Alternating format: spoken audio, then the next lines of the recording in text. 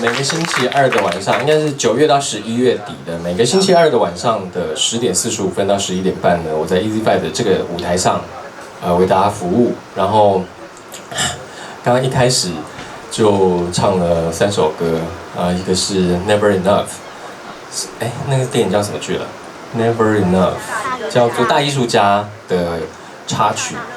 然后后来是一首日文歌，是献给妈妈那边的长辈的歌，因为就是姨妈、阿姨跟大姨的歌，真的啊，副歌都一直唱姨妈、阿姨、大姨、阿姨、大姨，就是很孝顺的一首歌，可能也是献给更年期妇女的一首歌，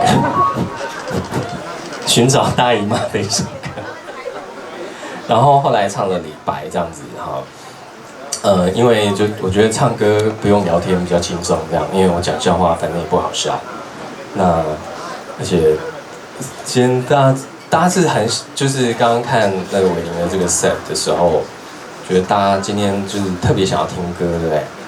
没有想要聊天嘛？那我就松一口气了。那我这个今天难得不用开车出门，所以我今天先敬大家一口，这样哈。好的。然后接下来这首歌就是感觉很爽的歌，对不对？很适合喝一点小酒的歌，这样子。然后你们都有喝吗？有啊，我这一桌整桌只有我在喝了，这一桌都我朋友。其实我刚唱前面那 part 有点紧张，有点压力，因为你知道底下坐一个日本人，高志，就是一个很厉害的 YouTuber， 然后巧巧也是 YouTuber， 这样子 KOL 这样，然后日本人の前で日本語で歌うのは自殺行為です。已经很厉害，就是还可以再进步。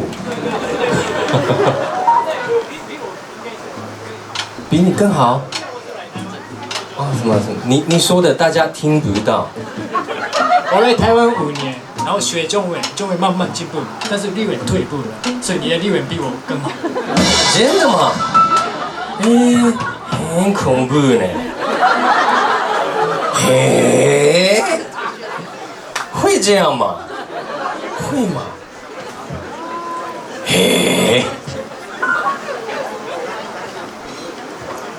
你们还没有习惯，你们还是觉得这很好笑？没个真的吗？好，接下来唱这首歌呢，喝一点小酒很适合 ，feeling good。